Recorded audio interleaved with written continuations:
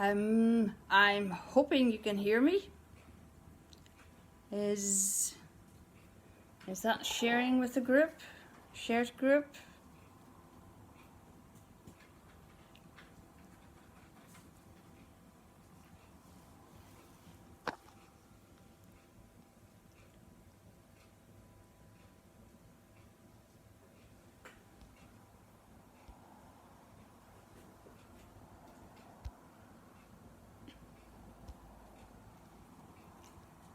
I'm not too sure if everybody can hear me, but if you can, I'll just keep going with a few poems that I started, about 20 years ago. My first one is a bit of fun. It's a bit about gardening. Okay, so it's called Oh Husband.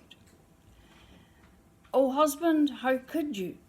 You've left me alone, with the garden half dug and the childer half grown. I sit at my table, tears flooding my eyes, remembering you leaving this morn at sunrise. You glanced at me sideways, so guilty your face, with everything packed in that little black case. I've been a good wife and given you issue. Do you not think I need more than just a damp tissue? Whatever possessed you to take on that fancy without thinking of me, your very own Nancy? Now I'm up to my oxters in blood, sweat and mask, the job that's in front of me a Hercules task. The wee man that brought it just toothlessly smiled, said the bargain's been struck or a pint of good mild. Said 10 ton of good stuff, nicely ripe and fermented, much of it green liquid, but the deal was cemented. He's sorry he can't help, 'cause his back is so sore, and tipped it just feet from my lovely front door. With shovel and barrow I strive and I strain, but reducing the pile of it I just cannot gain.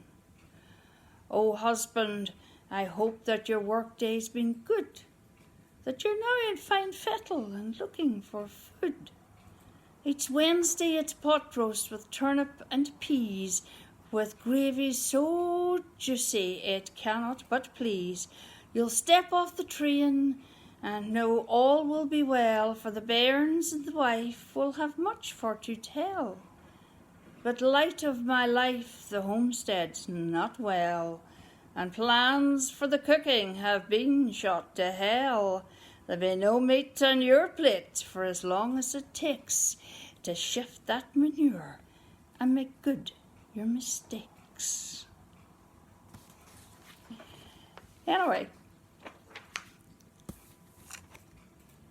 the very first poem that I remember starting, I was about 50-ish. So it's moved on a little bit, and I've only had to add one extra line to it, really, and it's a bit more free-flowing. So it's called When I Was. When I was 10, I was a thin, gangly girl who was growing too tall too fast. We moved home to a housing estate on the top of a hill, and there were 10 houses and many, many children. We had a bathroom without a bath, share and share alike, with brothers and sisters, and 3 to a bed. When I was 20, I could say, my husband and I could have a lie-in on a Saturday and Sunday, and maybe even a Sunday afternoon nap.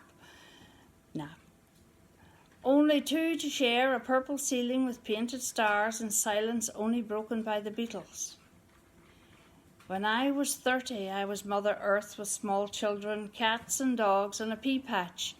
Sunday school trips to Portrush, push bikes and punctures, fishing rods and rugby balls. And I learned to drive and punched the air with glee for passing my driving test first time. When I was 40, I was back at school, brought to me by the postman. All my boys were busy growing up, and I had time to learn about the World Wide Web and learn to love the waltz, the quick step, the cha-cha-cha, the jive of the internet. The civil service beckoned and I answered the call.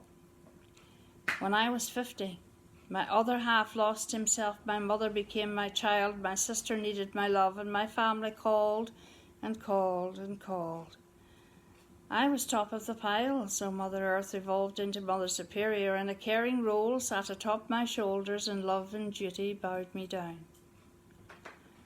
When I become 60, they will say, "Are you ready to retire?" And I will say, "Well, I still have the stars to visit."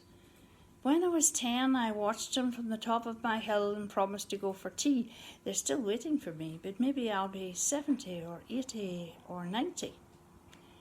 If I become 100, what will I be? Where will I be? When will I be? Who will I be? The future's not ours to see. Que sera, sera. I'm now 65. Actually, I'm 67. But did I retire? Well, that's a different story.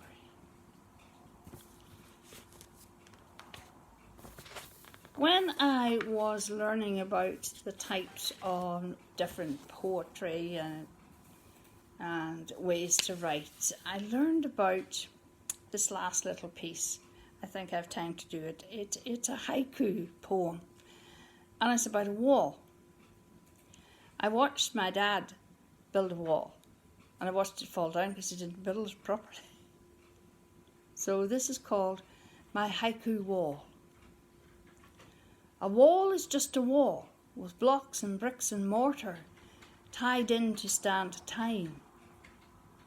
My wall collapsed.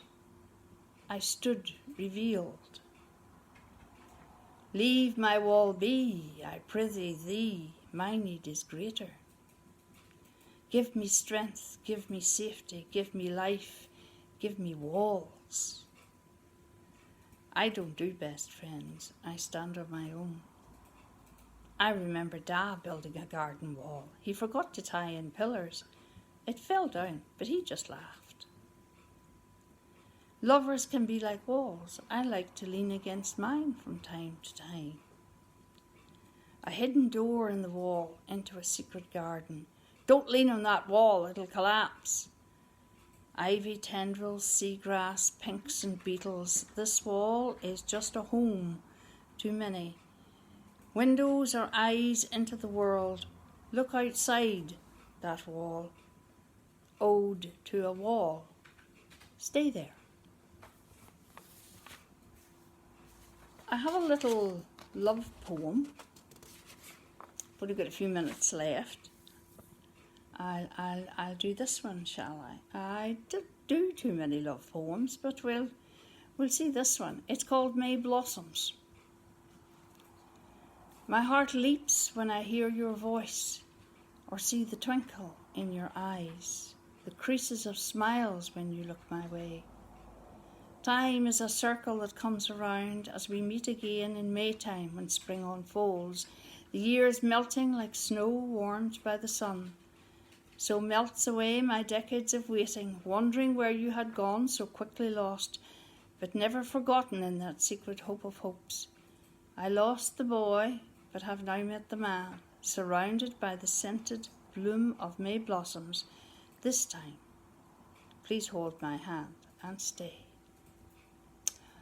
I think that's 4 I've done. This is my first time on a sort of open mic. I've enjoyed it. I hope to goodness everybody has seen it who's going to see it. So I'll give you back to Joe and hope to see you the next time. Thanks for listening.